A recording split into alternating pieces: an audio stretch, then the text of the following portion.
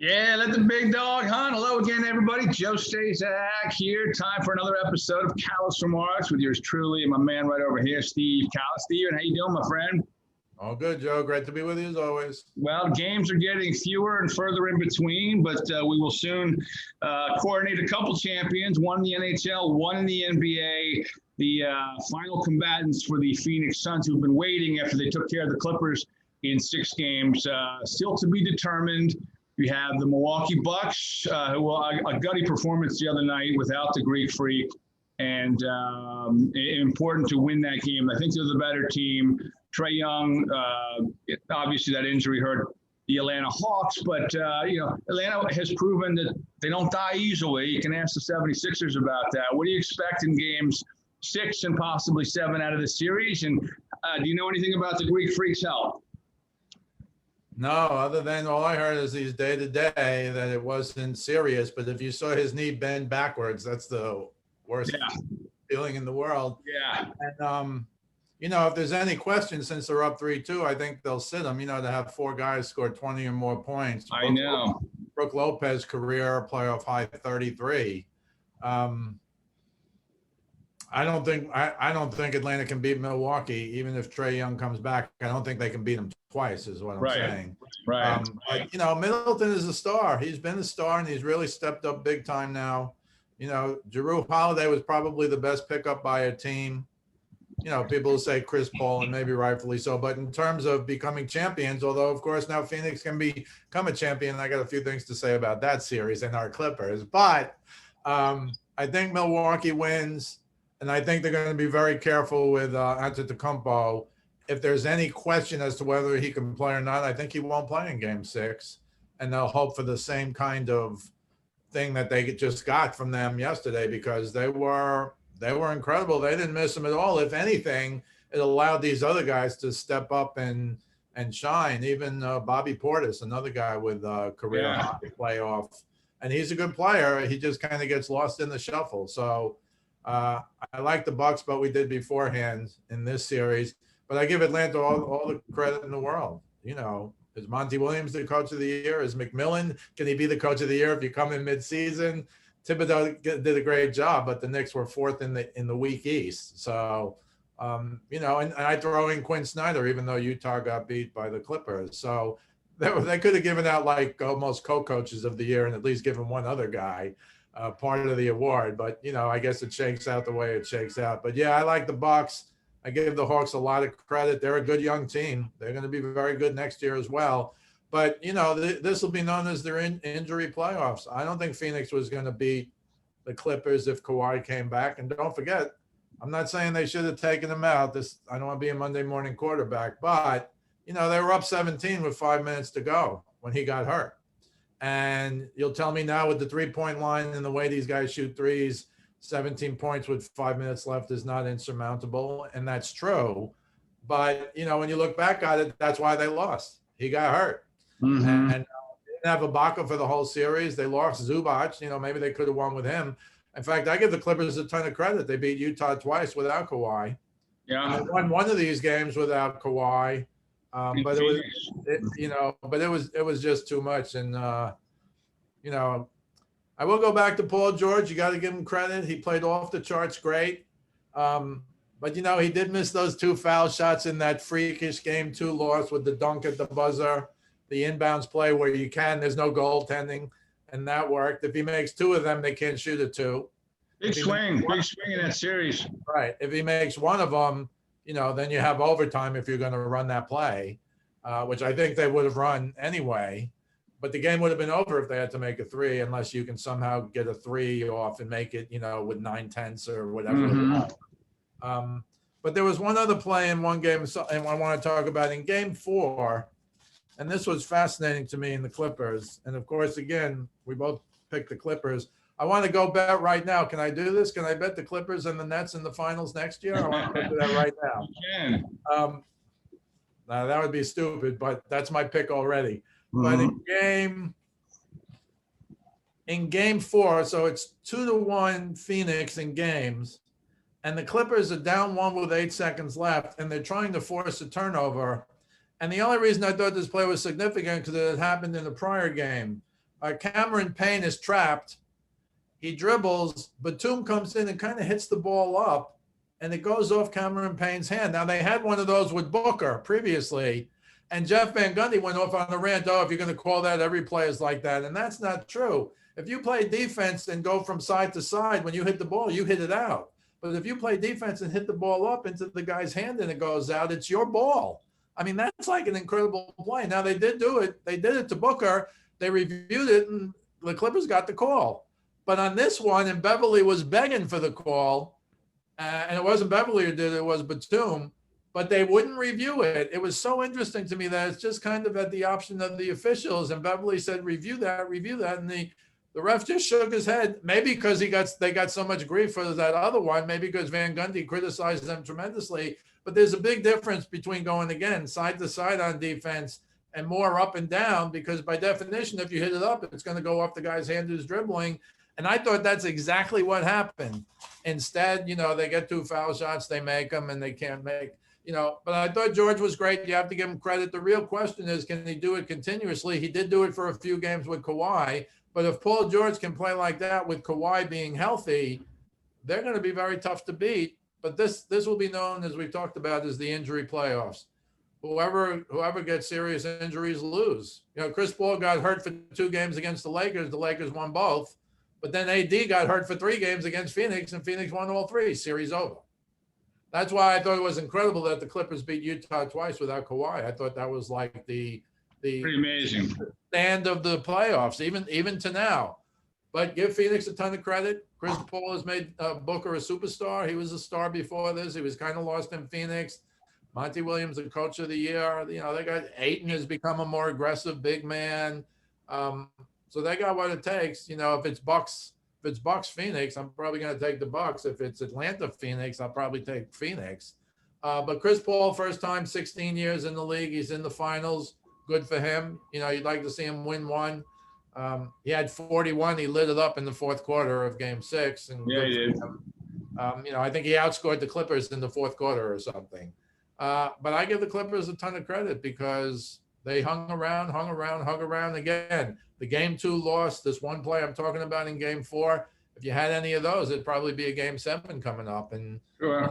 I guess Kawhi's really hurt for him. Has to be, right? You would think so. Right. And Zubac couldn't even get back. Ibaka's been gone since like Game 3 of the playoffs. Mm-hmm. But look who they didn't have, and look how far they got. So I give Ty Lue credit. They couldn't get anywhere with Doc Rivers in health last year. And now Philadelphia couldn't really get anywhere with Doc Rivers this year. I know it's all Ben Simmons' fault, and they're going to trade him. I don't know if that's going to be the answer. He should be taking 1,000 shots a day, but we say that at every offseason for Ben Simmons. And it's incredible how a guy as good as he is, because he can't shoot or refuses to shoot, is now on the trading block. And apparently there are takers. So, we'll see what happens. I don't know what you can expect if he stays in Philly. I thought this was the year for them to get out of the East. And it didn't happen to a large degree because they went hack-a-ben, and he literally refused to shoot. They call that play the pass now, right, in Philly? The dunk that he wouldn't take, he passed it off. And then I think it was Thibault got fouled and missed one of the 2 foul shots, and that was a big miss. And he had a dunk on Trae Young. Ben Simmons had a dunk on 6'1" Trae Young. Who was also going under the basket. He was also starting to count. Like, if Ben goes up, he's not going to contest that. That's an easy dunk. That's all mental now. He literally, this, he didn't take a shot in the fourth quarters in the final 4 games. He didn't take a shot. That's incredible. He took some foul shots because he got fouled, of course, on purpose. But no, it's very sad. I thought that it's such a weird year, but it will be the injury, in my mind anyway, it'll be the injury playoffs.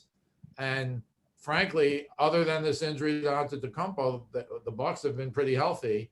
And I would also say, other than the injury to Trae Young, Atlanta's been very healthy. So, and Phoenix, other than the Chris Paul early on his shoulder, although he also had COVID and missed a couple of games, for them to hang around without him for a few games, although they lost both to the Lakers, you got to give them credit as well. So it's really a survival of the fittest kind of thing. And if you tell me which of these teams is going to be healthy by the end of next year, I'll tell you who's going to be in the finals. I hear you. Now let me throw some hypotheticals out to you, and this has to do exactly with what you're talking about. Trae Young comes back for game 6, and let's say there's a game 7, no Greek Freak. Does that change your opinion? Greek Freak or the Bucks win game 6, however they win it, or win game 7 and get to the finals without Greek Freak? Can either of the teams I just mentioned win the whole thing or even get to the finals without their superstar? Well, it's interesting because if Trae Young comes back, I don't know how bad that ankle is, and you'll know after watching him for a game. Yeah. When Paul came back from COVID, Chris Paul, he really needed, 2 games before he was Chris Paul. But that's COVID. Yeah. If he's 100% from an ankle injury and Giannis can't play game 7, I would give the edge, I think, to Atlanta. But he's got to be 100% because they miss him tremendously. At least for this one game, and with no Trae Young on the other side, Milwaukee didn't miss him at all, frankly. Right. Look at the numbers. Again, four guys over 20, Brook Lopez, everybody, it was like who's going to step up. And in this game 5, everybody stepped up. Now, can they do that with Trae Young on the other side and no Giannis? I have a feeling Giannis will play game 7, but then it always comes back. Oh, he's back, but how good is he? Is he really healthy? So it's not even. I thought Kawhi might try and come on the floor just to be Willis Reed-like. They always talk about Reed hitting those 2 jumpers, but he played 20 minutes and was a non-factor in the rest of the game. Right. And of course, Frazier went 36 and 19 assists in that famous 1970 championship game. But I thought Kawhi would try, and maybe he's so bad he can try. But I thought if there was a way he could get on the court, and maybe Trae Young has to try now, no matter how he is, if nothing else, to give them a little bit of a lift. Maybe he hits a couple of threes early, and then he has to come out. I'll go back to the Stamkos goal last year in the playoffs. Stamkos played 3 minutes, scored maybe the biggest goal of the playoffs, and led them to the Stanley Cup, and he played 2 minutes and 47 seconds or something. So those things, same with Reed. He hit those 2 jumpers, and that was it, even though he played 20 minutes. Those things rarely happen, but when they do, they give you such a lift. And it's the old, if he can go out there and I'm healthy, I better kill myself. Right. So I think maybe Trae Young tries game 6. You have to see how healthy he is. But if there's Trae Young and he's healthy and there's no Giannis in game 7, I kind of would probably like Atlanta. We'll just have to see what happens. We shall see. It's getting good. Again, I'm still amazed that Phoenix is where they are, considering a couple years ago when Mikal Bridges got sent there. I'm thinking, oh my God, he's got sent to a place. He'll never have a playoff experience and do anything. Good for them. Let's talk a little NHL because this is a series, I think, pretty evenly matched teams, although Tampa's the champs. The Canadians are a team that got healthy, kind of barely got in, making the run, and they have that goaltender. They have Carey Price, but sometimes you can point to a couple moments in a series that really change things, change the tide or change the climate. And game 2, I thought the goal, you never want to give up a goal in the last minute, 30 seconds of a period, especially not the last 5 seconds. And you got to give credit to Tampa. Now, I thought the Canadians got a little lack. You said they had the puck right outside their own blue line with like a few seconds left. Next thing you know, I remember Kucherov just kind of pushes it ahead. Usually a pro defenseman can take care of that. Usually that doesn't work in that league. He worked in the leagues I played in, didn't work, doesn't work in the pros. Got past the defenseman. What I thought on this spot, the Blake Coleman goal was he led Coleman. Coleman had to make a real quick decision whether to dive for that or if we had no shot. I looked before he even took an attempt to dive for it. I'm like, he's got no shot of getting that. Real quickly, I'm thinking, gets it with his stick, directs it right past Price. Defenseman did all he could to stop it. It was just a phenomenal play. And then, of course, the insurance goal was a faux pas by the Montreal defenseman trying to reverse the reverse play where he leaves it behind the goal for his guy, and it just came out. And, Tampa guy was right there to capitalize on it, and he did. And that was that ball game. Again, I look for like the DeAndre Ayton play, which really was a sort of series changer, a big swing from 1-1 to 2-0. I'm thinking Tampa Bay might end up going to win 4, 5, 6 games anyway, but I thought that was real, 2-0. When you're up 2-0 in the Stanley Cup playoffs, I think your record is like 73-5 to win the whole thing. Teams that go up 2-0, it's tough to come back from, and they are the champs. Well, Edmondson made that terrible play behind the net, just kind of lottie-dotted. I don't, if anything, you got to throw it into the corner. You can't Yeah. just leave it there. And Pilat, I thought actually got a little lucky because it went in off of Price's skate. Yeah. Price didn't really know, and then he turned around. He would have been better off if he was out. Got a lucky, Right through the right. It crease. would not have, right. But the Coleman goal was an incredible play. Bouncing puck with the defenseman, but thrown right to him. And you talk about a game of inches, you could see that replay 20 times, and the defenseman missed it by like an inch. Right. And Coleman just got it by like an inch. And it was interesting because after the game, I think Coleman played at Miami of Ohio. I didn't even know they were like a hockey. I think they said Miami of Ohio. They have a good hockey team, believe it or not. Okay, yeah, you would know. Hawks do, Okay. yeah. Well, they showed he scored almost the exact same goal in college where he left his feet and dove on that left side and just poked it in. Wow. He's also the guy, you might have seen the highlight film. I remember when they showed it as a highlight. He's also the guy who was on the ground and was able to score with one hand, flicked it over the goalie's shoulder. So he's got some weird goals like that. Wow. So it's not, That's right. it's not a 1 in a million for Coleman anyway, but that was just an incredible play. But you're right. Montreal had the puck outside the blue line with 6 seconds left. Got poke checked away, flipped over the defenseman's stick over to Coleman, 0.3 of a second. That was really, as you said, that was really a backbreaker. That's not even the last minute and a half. That's in the last 0.5 of a second. Yeah. And there wasn't really anything, again, Carey Price, there's not much he could do on that. If they make the play, they make the play. Right. And the third goal was a giveaway by their defenseman. But I will say this, because I said to you, maybe Carey Price can lose and win the Conn Smythe. No. It's either going to be Kucherov, who now leads the whole playoffs in scoring, or Vasilevsky with 42 saves against Carey Price. And I was surprised, but they even said on ESPN, Steve Levy, Barry Melrose said, well, Carey Price has been the best goaltender in every series, but maybe not this one after what Vasilevsky did in game 2. And don't forget, they just have the incredible experience of winning the Stanley Cup last year. So they got a ton of guys who are champions.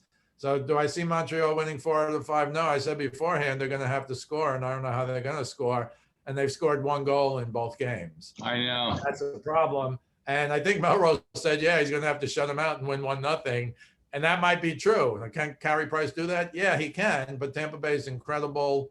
They're an incredible offensive team. They did score a power play goal. Montreal had stopped like the last series. They didn't give up any power play goals. They were like 28 for 28 on the penalty kill.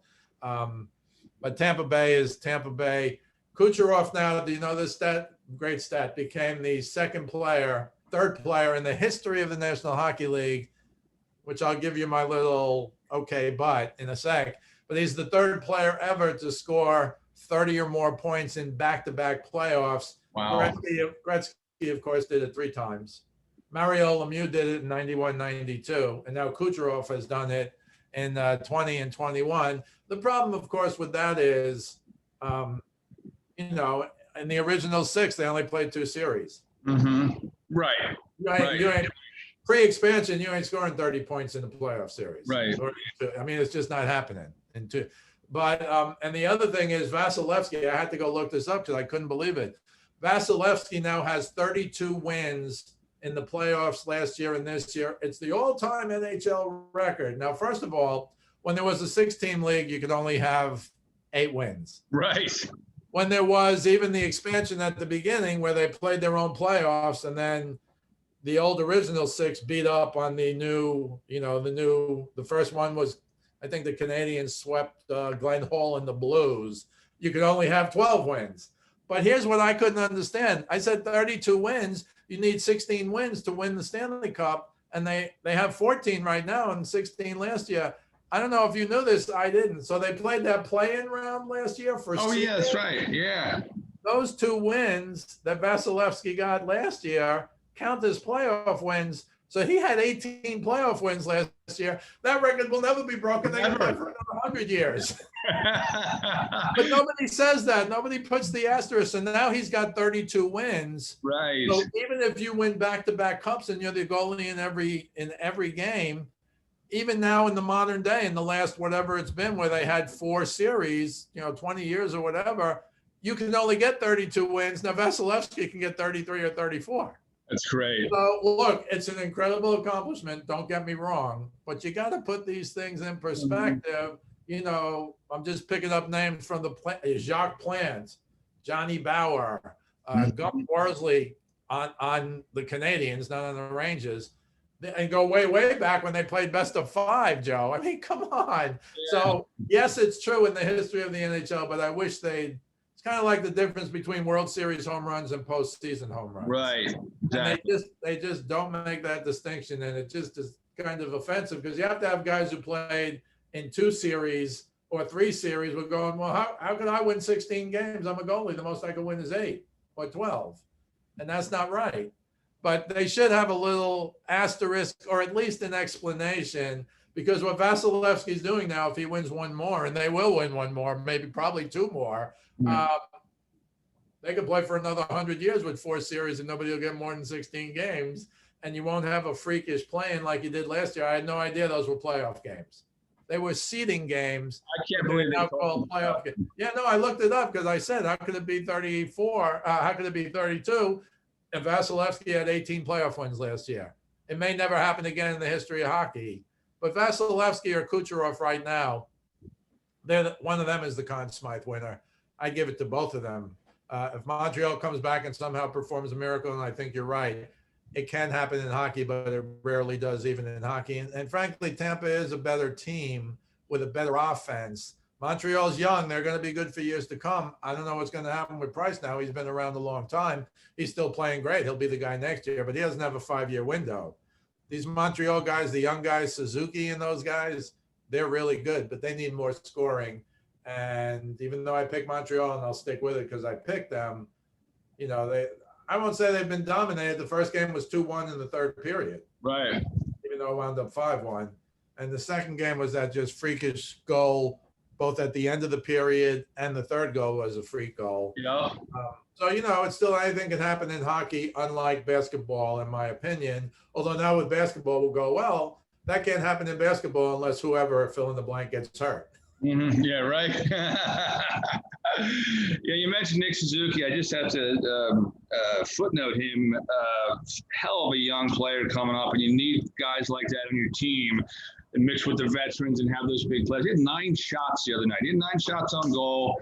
And they did, I think he scored the goal. If you look at the goal, though, it's funny because they did only score 1 goal in both games. And it was like a dump from the point that kind of just got, you know, maybe not seen by Vasilevsky, because otherwise, I was telling my dad this. I was like, you know, Vasilevsky doesn't get a lot of credit. I was telling him about when he was the 4th star in the Game 7 shutout.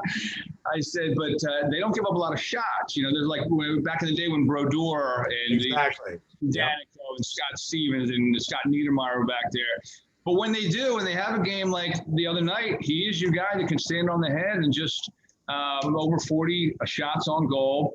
And I also thought that you made me think of something, how hard it is to do to score 30 points in a playoff season. You said Kucherov has done it twice. You're talking about Gretzky. Brian Propp, as a rookie for the Flyers, 30 points in a playoff series. Of course, you have to get to the finals, too. You have to, play a long time.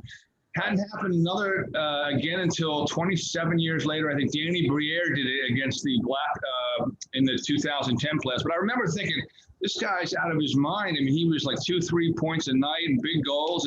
And for Kucherov to do that back-to-back years, I mean, I know 99, you feel like, all right, you shrug your shoulders. It was Gretz. But that is pretty impressive to have a guy like Kucherov. Now, what's that? No, you also know Kucherov didn't play. Literally, he didn't play the whole regular season. On the one hand, you say he has fresh legs, but to step right into the playoffs and do this, that's still incredible. I'm sure he's not tired, but to just walk right in and go 30 after last year's 30, to me, that's just incredible. And, of course, he had 2 goals the other night. And the laser he had, you mentioned the 2-goal game. After he caught the face-off and went to the middle of the ice, I mean, you're not stopping that shot. It was just a laser, a seed. But he can also set up plays like the poke check and then the perfect dish to Coleman. It's just guys like that. You know, you need guys like that to just make the plays every time you need them. So certainly Tampa, for a Florida team, put together a pretty nice squad down. They won a cup in 2004, went to the finals in 2015, now won, or maybe win 2 cups in a row. So John Cooper and the boys have gotten it together since that sweep at the hands of the Columbus Blue Jackets a couple years. Yeah, I never forget that either. But Tampa, city of champions, right? About that, huh? You got the Bucks. You got the baseball team went to the World Series. Yeah, the Rays are in the mix this year as well. They're in the mix. Unbelievable. That's why we're so screwed up mentally around here in Philadelphia with our squads. But let's talk a little baseball, bro. You know, one of the most fascinating players, I believe, and you talk about him, Shohei Ohtani, who has, I believe, 28 home runs, and he pitches, and he's just incredible to me. So, tell me about some of the things you've noticed lately, and I know you want to compare him to a guy who, you know, kind of pitched and hit back in the day, back in the early 1900s. Well, everything Ohtani's doing, every time they talk about it, they go, yeah, he's the first guy to do it since Babe Ruth 100 years ago. And Babe Ruth was interesting because in 1918, he mainly pitched. He hit 11 home runs and led the majors in home runs. This is in the dead ball era. The next year in 1919, his last year as a Red Sox, they finally started playing him. He played 130 games. But he was only 9-5 as a pitcher. People don't know. Ruth in like 1914, 15, 16, he was like the best left-hander in baseball. He was solely a pitcher. He was like 23-12. I mean, his numbers, I think his career numbers are like 94-36. He was the reason he's the greatest team athlete in the history of team athletes is because he was the best lefty in baseball and one of the 5 best pitchers in baseball at the time, who became the greatest home run hitter ever to this day. Nothing away from Hank Aaron. It took him 2,000 more at bats to beat Babe Ruth. And so in any event, in 1919, his last year as a Red Sox, he was 9-5 as a pitcher. He pitched 17 games, 15 starts. He hit 29 home runs, which at the time was the all-time home run record. Went from 11 to 29. And then the next year he goes to the Yankees and hits 54. Mm-hmm. And so what Ruth did seemed to be unmatchable. But now here you have Ohtani. We're not even at the All-Star break. He's got 28 homers. Now, the problem with him pitching is he's only got like 4 or 5 decisions. I think he's got like 3 wins. I'm not knocking that. It's incredible. The other night against the Yankees, you know, I was thinking of trying to go to see, I told my son, I'd like to see Ohtani pitch live, and I'd like to see DeGrom pitch live. DeGrom's a generational pitcher. Ohtani, the jury's out. He's good. He throws 100, but he's got like no decisions, and the Angels aren't very good. And oh, by the way, they haven't had Mike Trout for 5 weeks. So, but Ohtani the other day, in what has to be the worst start of his life, gave up 7 runs in 2/3 of an inning. He walked, I think, the first 3. He walked 4 guys. It was just unbelievable. And he was batting leadoff, and they took him totally out of the game, which I found interesting. I guess they didn't want to leave him in for whatever reason. He had flied out, I think, his first at bat. But to have 28 homers, to bat leadoff and pitch in the major leagues, I mean, I assume Ruth, you know, when he was pitching, still batted probably 3rd or 4th. I might try and go look that up at some point. But what he's doing, nobody can even think about doing today. You know, when you play in college nowadays and you're a pitcher, you never bat. I don't care how good you are, you never bat. Mm-hmm. So it's very interesting that this guy, and only because he came from Japan, frankly, if he was in the US, he would have stopped hitting after high school, even if he hit like 500 in high school. So it's incredible what he's doing. It is comparable to Ruth. Given what Ruth did, you know, hitting more home runs than teams, Ohtani won't be that. But right now, he's either first or second in the majors with 28 homers. That's incredible. And again, they're doing all this without Mike Trout. So I think what he's done is incredible. The end of the story is he gave up 7 in the first inning. There were 2 rain delays of like an hour each. And at like 1 o'clock in the morning, the Angels scored 7 in the 9th to win and got Ohtani off the hook. He got a no decision. He gave up 7 earned in 2/3 of an inning. That like never happens. But you know, there was a freakish thing. But I hate to say it, but imagine you decide you want to go see this guy pitch. You spend a fortune to get in the building, and he's gone after 2/3 of an inning. That would really stink. And then DeGrom, interestingly, DeGrom the next night gave up 3 earned in the first inning. First time all year he's given up 3 earned. He gave it up in the first inning. But then in the next 6 innings, he retired 18 in a row and struck out 14 in like 7 innings. So good. So and his ERA after giving up 3 earned in 7 is still under 1. So he's still having one of the greatest seasons ever as a pitcher. He was so angry, he threw his glove in the dugout, and then whatever happened, he must have made some kind of change, and then he was literally unhittable. It was just incredible. And he was going to lose until the ninth inning when the Mets hit a home run in the top of the ninth, and then they lost the game at the bottom of the ninth. But he got a no decision as well. And usually he gets the loss, as you know, on the Mets. I just thought it was fascinating. They pitched back-to-back days in weird situations. But DeGrom is a generational pitcher. I'd really like to see him pitch live. I tape every game he pitches just to watch him. He's 1 in a million. So he's also hitting like 350, but whatever. I just thought it was interesting, Ohtani and Babe Ruth. And again, DeGrom is otherworldly. If you could see him pitch live or on TV, you should watch him pitch because this guy is just a generational pitcher. He certainly is, man. He's phenomenal to watch. I wanted to get a hit on one thing before we roll, and I know you're doing a thing this week with a colleague of yours, Bob Wolf, but the NIL rules is kind of a breakthrough in college sports. Mackenzie Milton, the quarterback from Florida State, De'Ara King, quarterback from Miami, got together, put their little tandem team together, their company, because now the rules is that you can take advantage of your likeness, of your name, and a lot of guys are going to capitalize on this. Before becoming a professional, the running back from Texas does. I think he gives out like little greetings. You tape a greeting, $100 a piece, and hey, I guess if you can get it done, get it done. But how's this going to change everything with what we're seeing that happened Thursday night? It's a seismic change. And what happened was the NCAA was supposed to deal with this in January.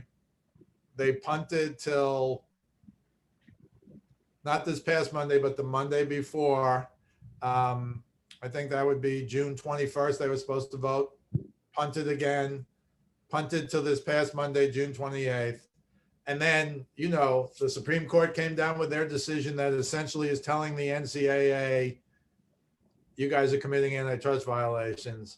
And that made and of course, you probably know this, 6 states had passed laws to allow name, image, and likeness profiteering, for lack of a better word, to start July 1.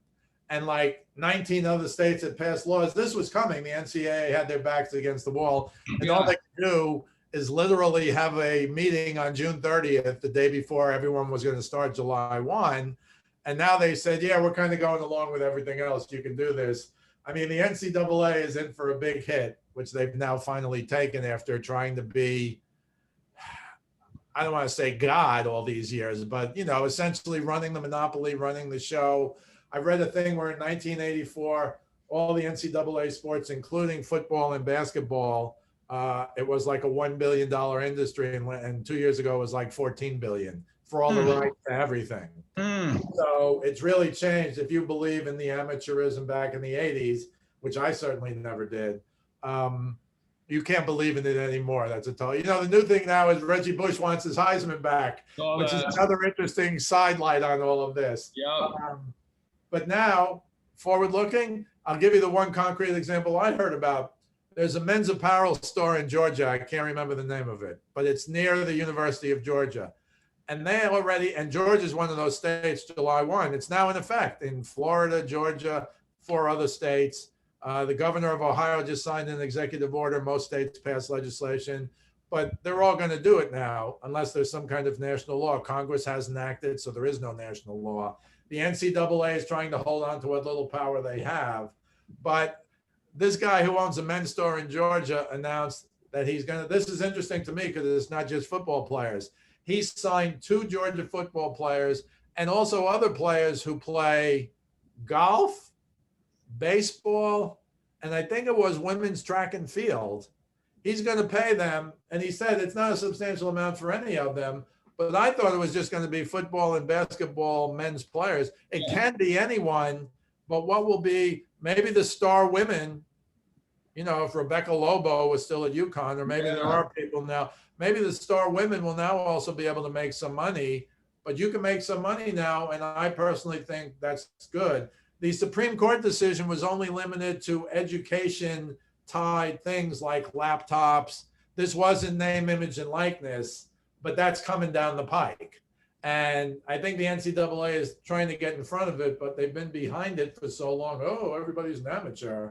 That's going to be hard for them to get in front of it because all these states have passed laws. Will Congress act? Will there be a name, image, and likeness case to get to the Supreme Court where they can make a ruling? Yeah, I think the answer is probably yes. But already so many states have passed laws. The states that haven't passed laws will now pass laws. Mm-hmm. And you'll probably have like 50 laws eventually. And then the question is, will Congress act? But this is going to raise money, which I think is a good thing. But I'll give you one more on the Supreme Court. So for example, you can give players paid internships. And Len Elmore, who was a Powell Memorial guy, who played in Maryland, the ABA and the NBA, went to Harvard Law School. He came up with this example. So I got a superstar. I want him to come to my school. I say, come to my school. I'll give you a paid internship. I'll pay you $1 million. Now, I think he was being facetious, but you see where the holes are. Yeah. I'll pay you 50,000. Right. I'll pay you 20,000. Right. I'll pay you 100,000. There's no limits on that, apparently. So this is, I won't say it's the Wild West, but it's in the neighborhood of the Wild West. And as you said, everybody's got their own gig going now. But I think at the end of the day, the people who will make real money are maybe the ones who get out in front right now, like the guys you were talking about who have their own, started July 1st. Mm-hmm. You know, and so let me see, we're taping this on July 2nd. Yes. So this will be kind of the wild, wild west, but at the end of the day, you know, it would be like Trevor Lawrence last year if he had this. Right. How much would he have made? Right. I think eventually it's going to go, the real money is going to be for the real Zion Williamson a couple of years ago. Right. It'll be for those guys, but everybody can make a little, and in their local areas, they're probably mini stars.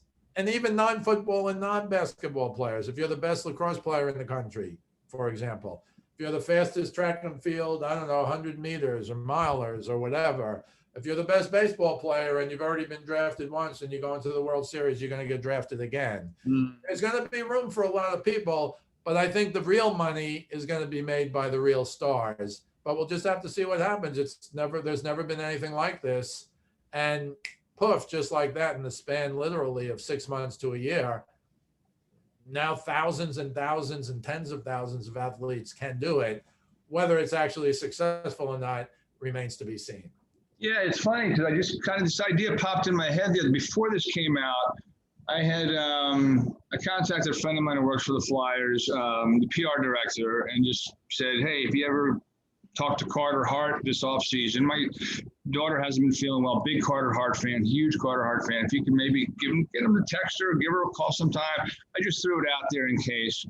That was a few months ago. The other day on my phone, I wake up and there's a Carter Hart thing. He taped something for her for me to send to her. So he did a little thing, and he also sent one inadvertently to me. So he had a bunch. He was like banging them out. Like one was to a little boy with cancer, and one was to my daughter Caroline. And I wonder, now these guys do it for free. I mean, these hockey players are so cool and whatever, but I wonder, will that be spark an idea that absolutely stuff for the pros? They can just, that's absolutely. If you live in these little college football towns, you know, college football is everything. Yeah. If you get one of those players to give a 10-year-old, I think there already are people who will do that for money. And it's not only athlete based. It's the article I read talked about grade B movie stars, but still, you know, you can get that today. You have to pay, and Carter Hart's not going to do that. The hockey players are the kindest people I ever met, anyway. Kindest. But yeah, that's already out there, and I think you have to. There are now companies being formed that have already started as of July 1, where they will go and for a percentage will take the athletes through all the kinds of, you know, appearances, photo shoots, what you described as the easiest thing to do, because you just sit there and you make a tape. And if you're part of an organization, they're going to do all the taping and all the sending. It's almost like when autographing baseballs became a thing. Maggio would go there, he just signed, you know, 500 baseballs, and they give him 20,000 or 50,000 or whatever it was. And if you're in the organization, you don't have to do anything but sign baseballs. Right. So that's old news for the pros, but now you can do all that kind of thing. You know, I mean, maybe if you're the best college baseball player in the country, you could sign the ball and somebody will pay 20, 30, 50 bucks for it. Who knows? But I think there'll be a local thing like at Georgia, you know, the best player on the Georgia golf team It's probably a mini celebrity if you're right outside of Georgia. Yeah, sure. And that's already being done. So I use that as an example of something that's being done. But I think what you just said, oh, absolutely. Especially if you're in, frankly, a college town, of which, as you know, there are many college towns. Yeah. Everybody's not New York, Philly, Boston, Chicago, Right. LA, and San Francisco, and Miami. So I think that's going to happen. Again, I don't want to call it the Wild Wild West, but it's kind of just opening up now, and it's in the neighborhood. And whoever gets there first is going to make some money early on. But I think at the end of the day, the people who are going to make a ton of money are still going to be the superstars. Probably, sure. Biggest sports. But it's open now, and I don't see how they can close it, because the NCAA, from that Supreme Court decision, has essentially been told, you guys are committing antitrust violations. The only question remaining to me is whether they'll actually be able to pay you, the high school superstar senior. Yeah, come to us, we'll pay you $50,000 to come here. Right. Right now, that's not happening, but that may be coming down. At least the lawsuit may be Yes. coming down the pike. We'll see. But you nailed it, I think, when you called it the Wild Wild West. I think that's very appropriately named. And, you mind hanging around for a few minutes afterwards? Because I want you to, I have some public service announcements for you to sell to some of my listeners who are big fans of yours. I want to get in on this. I want to make some money off of your likeness. Maybe you can say hello to them or something. No, but that is wild, man. Hey, great stuff as usual. When can we hear the Rick Wolf thing you were talking about? It's going to be on a week from Sunday. That'll be, let me figure it out, July. So Sunday is July 4th. So it'll be Sunday, July 11th. We'll talk about it next week between 8 and 9 in the morning. And it's going to specifically deal with this issue that we've just discussed. For the broad range of high school kids. I mean, this affects high school kids. Where am I going to go to college? I'm a star, fill in the blank. Where am I going? What's their programs? Who can I hook up with down there? How much is their superstar quarterback making? If I'm the best quarterback in Western Pennsylvania, can go wherever I want. Right. Or are they going to try and limit me at Alabama because Nick Saban's making $11 million a year? Right. If nothing else, Nick will say, imagine Calipari, what he'll do. Calipari will have the pitch for every high school senior in America. Maybe he can return to prominence because they haven't been that great the last few years. Right. But, there's a lot to sell here, and it's going to be sold. And it's going to be sold by coaches and programs, but it's going to go not only to the high school seniors, it might even get down to the juniors because they can commit first thing when they're seniors. Right.